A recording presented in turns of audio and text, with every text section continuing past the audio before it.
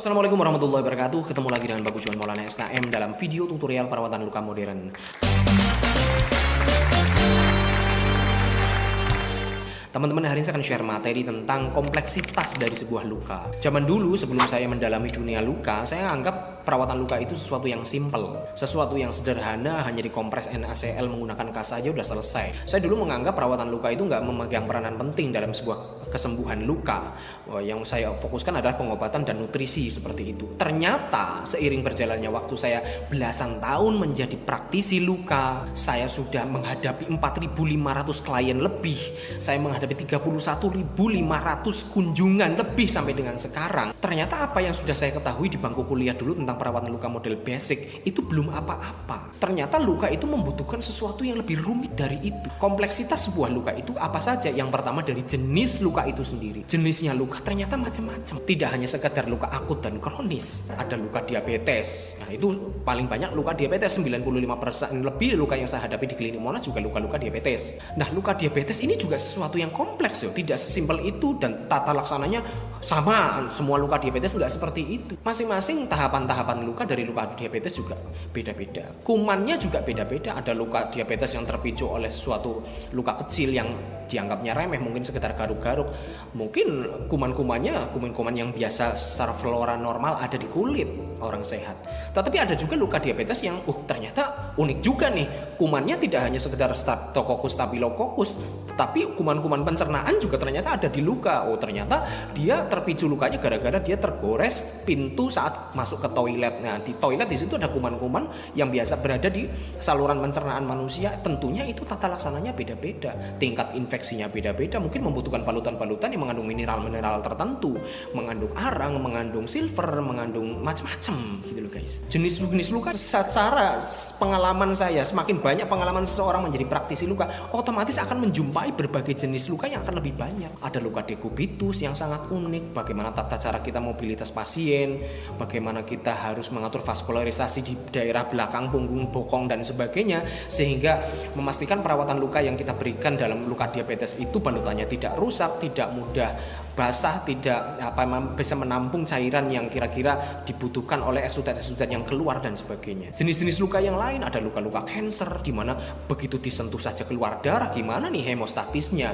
Gimana nih balutan-balutan untuk luka-luka yang mudah berdarah seperti itu? Nah, pengaturan kelembabannya luka kanker juga beda. Terlalu lembab bermasalah, terlalu kering bermasalah. Di situ membutuhkan sesuatu yang pas. Lah, itu manajemen luka di situ kompleks sekali. Belum luka-luka yang lain, luka-luka venous leg ulcer, luka arterial, luka sesuatu yang unik-unik seperti luka asam urat, di mana kristal asam uratnya bisa keluar dari kulit dan menimbulkan luka dan sebagainya.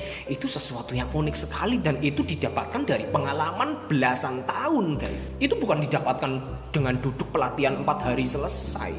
Bukan, di bangku kuliah pun tidak mempelajari sesuatu yang kompleks seperti itu. Nah, itu hanya didapatkan dari pengalaman. Jadi saya bisa ngomong seperti ini, bahwa luka ini kompleks karena pengalaman guys. Kalau bukan karena pengalaman, saya nggak mungkin bisa ngomong kompleksitasnya seperti itu. Itu dari jenis lukanya. Belum lagi dari tahapan-tahapan luka. Tahapan luka juga sesuatu yang kompleks. Ada luka hemostatis, tahap-tahapnya gimana nih kalau luka ini perdarahan, bagaimana cara menghentikan perdarahan pada luka. Tahap-tahap inflamatori, tahap-tahap peradangan. Ini kalau lukanya bengkak seperti apa? Kalau kemerahan seperti apa? Kalau nyeri seperti apa? Kalau panas seperti apa? Lalu masuk ke proliferasi, gimana caranya nih? Memicu daging tumbuh, memicu kulit baru, epitelisasi tumbuh. Belum masuk ke maturasi, gimana caranya mengembalikan kondisi luka hampir mirip seperti kondisi semulanya. Mungkin membutuhkan mineral-mineral tertentu seperti silikon dan sebagainya. Itu tidak terpikir sebelumnya, karena ya dulu kita tidak memahami luka itu seperti apa. Itu dari tahap-tahapannya. Belum lagi tata laksananya. Tata laksana tentunya membutuhkan peralatan yang berbeda, bahan habis pakai yang berbeda. Balutan luka saja yang dulu saya pikirannya hanya paling kain kasa doang, paling hanya jaring-jaring tul doang yang mengandung parafin putih. Ternyata setelah didalami ada ribuan jenis loh ya, bukan merek, ribuan jenis bahan balutan luka modern yang memiliki spesifikasi macam-macam, range harga macam-macam, kualitasnya macam-macam, keperuntukannya, utility-nya juga macam-macam. Coba bayangin, dulu kita hanya mengenal kain kasa doang, sekarang ada ribuan jenis, ribuan merek balutan luka modern. ini tentunya perawat-perawat yang tidak belajar perawatan luka modern juga nggak bakalan tahu.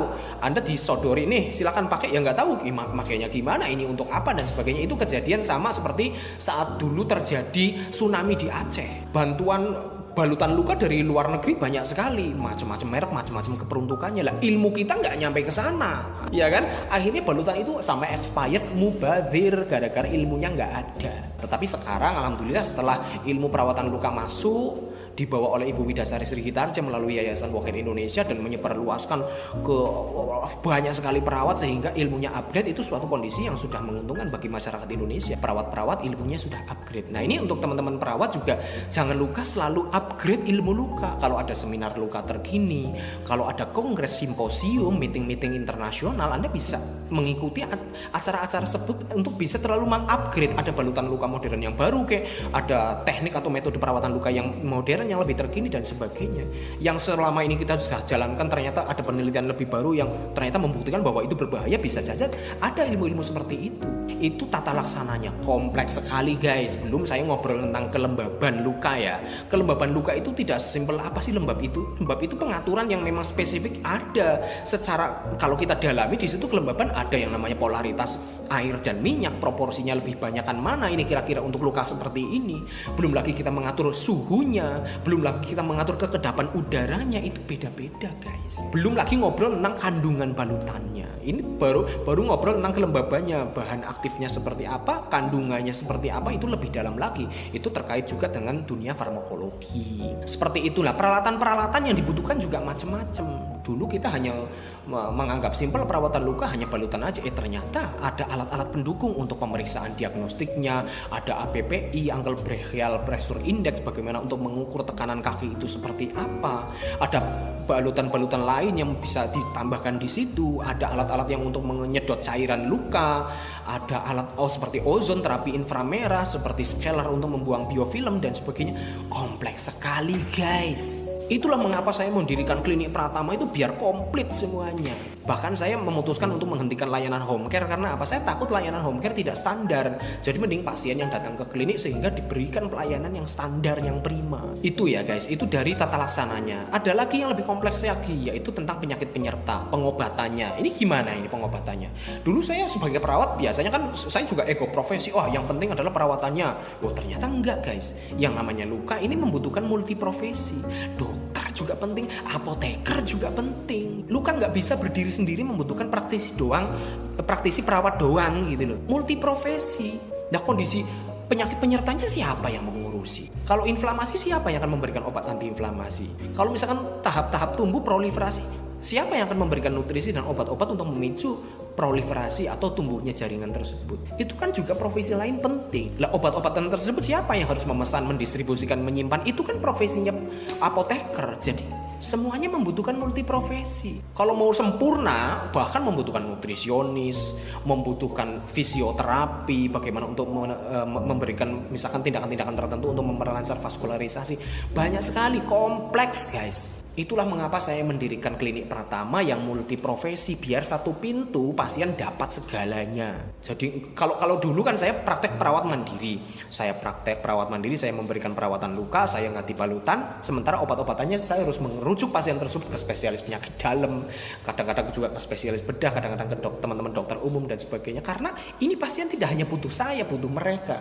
Tetapi kalau dulu saya memberikan pelayanan perawatan luka seperti itu dengan praktek mandiri, kan pasiennya juga kasihan kan, tidak hanya ke saya tetapi dia harus mengunjungi ke berbagai praktisi. Nah, makanya saya bikin klinik Pratama satu pintu biar Anda datang ke sini sudah komplit, tidak perlu datang kemana-mana lagi. Itu pengobatan ya guys. Jadi banyak sekali kompleksitas. Saya belum cerita macam-macam nih faktor-faktor yang lain yang mempengaruhi kesembuhan luka, kondisi-kondisi tertentu yang ada pada perjalanan penyakit atau perjalanan luka tersebut seperti apa. Yang jelas kompleks sekali. Nah, kalau Anda sudah tahu kompleksitas luka seperti apa, maka jangan sekali-kali meremehkan perawatan luka. Jangan sekali-kali anggap enteng luka-luka yang itu kronis, yang luka-luka yang memiliki faktor-faktor penyulit dan sebagainya, memiliki faktor penyakit-penyakit penyerta dan sebagainya. Itu memang membutuhkan ahlinya guys. Kalau Anda tidak sanggup, serahkan ahlinya, titik. Sesuatu yang kompleks membutuhkan penanganan yang kompleks pula, membutuhkan orang yang berpengalaman pula. Demikian, terima kasih untuk menjadi pertimbangan Anda. Assalamualaikum warahmatullahi wabarakatuh.